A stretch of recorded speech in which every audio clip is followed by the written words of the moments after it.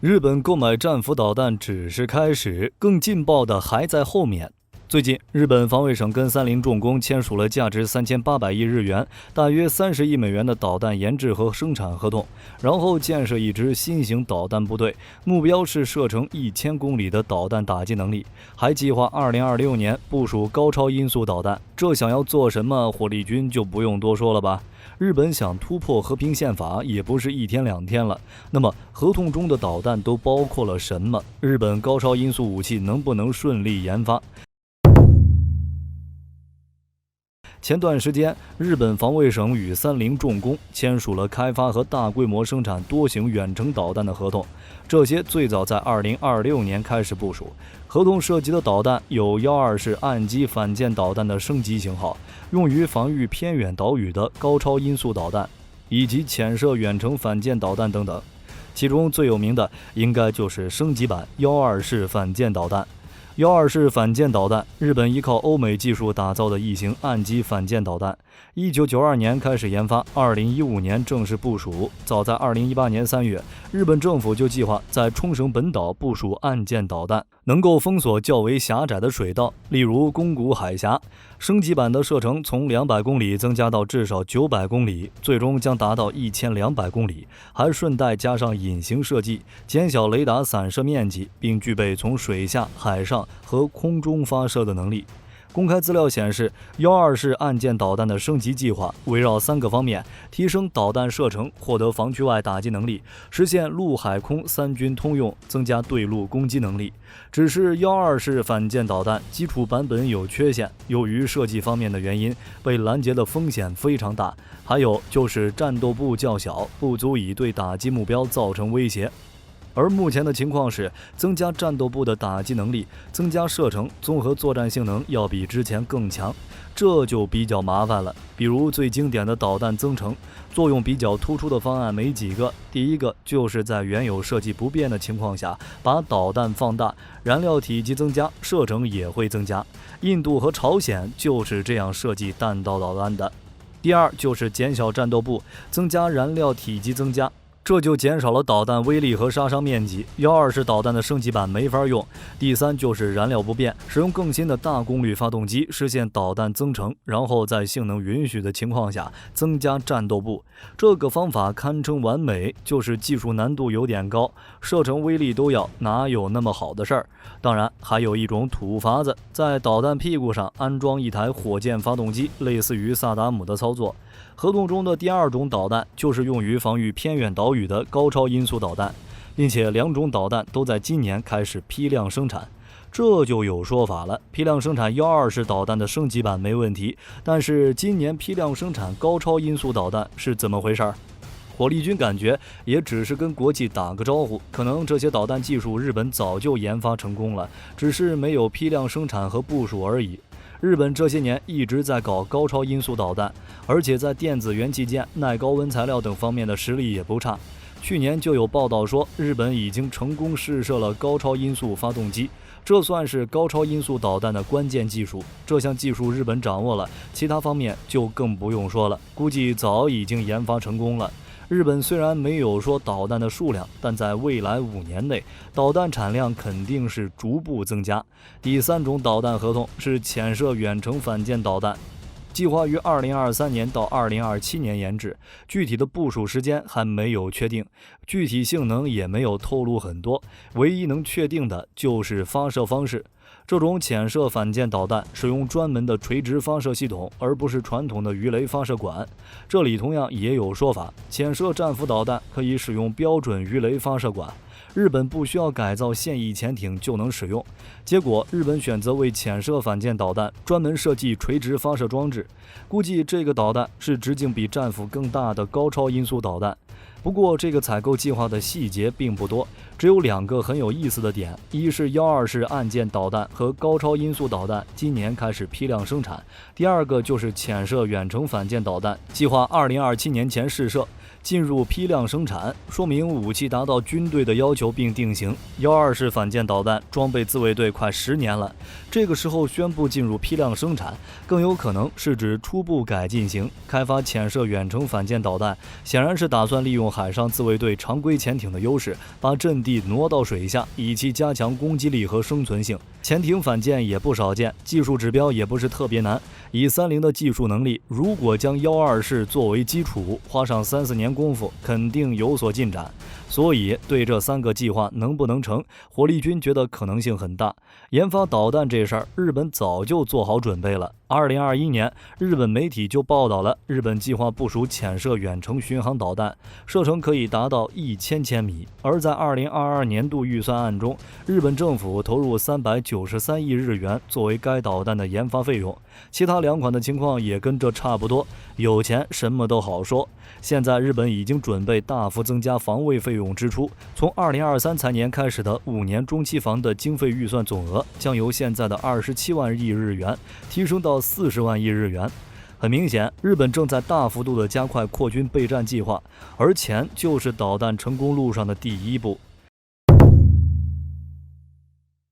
日本的远程导弹发展计划基于日本之前通过的新版国家安全保障战略、国家防卫战略和防卫力整备计划。之前日本媒体在介绍高超音速滑翔弹时，也特意强调了它将用于离岛作战。当然，扩充军备没什么好说的，日本的情况明眼人都能看出来。在上个世纪70年代那会儿，日本就已经打着直升机驱逐舰和运输舰的幌子，发展多型准航空母舰。最典型的例子就是出云和日向号，这2艘舰号称是直升机护卫舰，但是有航母那样的直通甲板，只要稍加修改就能成为真正的航母。事实也是如此，日本已经将其改装成了真正的航母。到现在，美国还可能帮助日本研发高超音速导弹，比如技术援助、资金注入。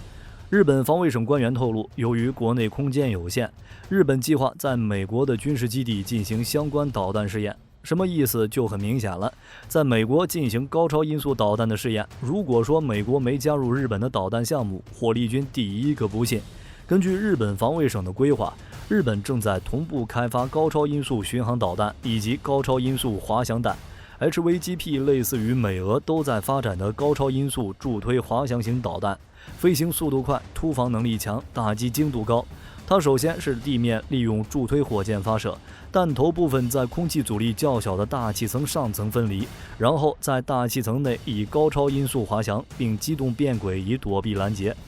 日本的相关研发计划分为2个阶段，第一阶段为早期装备型，弹头采用圆锥形气动构型，安装有小型尾翼调整飞行轨迹，将在今年开始量产，也就是合同中的型号。第二阶段为性能升级型，弹头将采用更先进的成波体设计，可进行更为复杂的机动变轨，预计将在本世纪30年代初投入使用。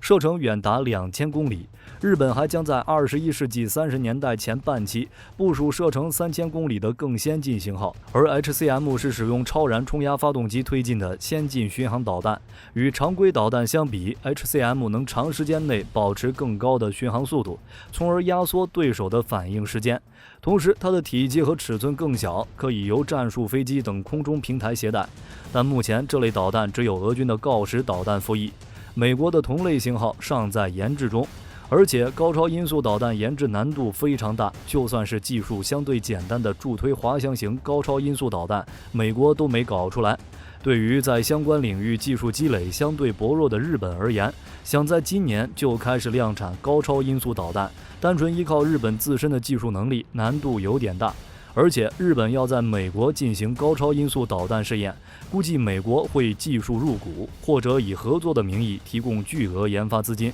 共同研发高超音速导弹。同时，从导弹部署的情况来看，针对的目标就是俄罗斯。日本陆上自卫队之前还表示过，计划新设立2个单位，负责控制部署在九州岛和北海道的高超音速导弹。俄罗斯也表示，日本你不要瞎来。顺带一提，从防卫省公布的计划来看，部署新型远程导弹只是补充手段。从防卫省之前公布的计划来看，日本部署高超音速导弹只是一部分，还有宙斯盾舰上的增强型124式导弹，以及向美国、挪威购买的远程导弹，组成3重打击体系。核心思想就是先下手为强，在日本遭受打击之前，威胁敌方军事基地，削弱敌方海上力量。而这个3重打击体系，指的就是日本自卫队的海陆空3机远程对海打击体系。首先是陆基领域，日本自卫队的关键手段就是正在研发中的2款高超音速导弹进行陆基反舰。当前最有可能的就是高超音速滑翔弹。根据日本之前公开的信息 ，HVGP 的设计思路跟美俄发展的高超滑翔武器没有什么太大的区别。按照计划 ，HVGP 的早期型号应该在2026年前服役。目前 HVGP 飞行动力的超燃冲压发动机已开始进行地面测试。其次是在空机领域，日本自卫队看上了美国与挪威一同研发的联合打击导弹。这款射程约550公里的导弹可以装进 F-35A 和 F-35C 战机的内置弹舱之中，利用 F-35的隐身特性快速突防。根据公开资料，每架 F-35的内置弹舱可携带2枚 GSM， 如果不考虑外挂导弹造成的隐身影响， F-35战机可以在翼下挂架也搭载4枚 GSM。而日本已先后采购了近200架的 F-35战斗机，都是可以携带 GSM 的 F-35A 型。至于海基领域，就是合同中的124式反舰导弹升级版。如果未来有需要，日本海自的宙斯盾驱逐舰也能参与到打击任务之中。除了 HVGP、GSM 和增程型124式，日本自卫队还对防区外打击武器很感兴趣，比如战斧导弹 AGM-183 型联合远攻导弹。前段时间不就宣布从美国购买400枚战斧导弹？最重要的是军费，日本正在将防卫费从 GDP 的1%提升到2%。一旦完成提升，日本就将成为全球军费支出前3的国家。总的来说，日本的这笔价值30亿美元的导弹合同算是向世界摊牌。同时，这些年虽然有和平宪法的限制，日本的武器军备并不算多，但技术很不错。如果美国选择帮助日本研发高超音速导弹，那么问题也不大。从射程可以看出，就是冲着北方四岛去的。估计从岸田文雄高调宣称俄罗斯对北方四岛是非法占据开始，日本就做好了打击这里的准备。好了，这期视频到这儿就结束了。各位觉得日本的高超音速导弹今年能不能批量生产？欢迎在视频下方留言评论。如果视频内容有不对的地方，各位也可以在下方指正。我是火力军，下期见。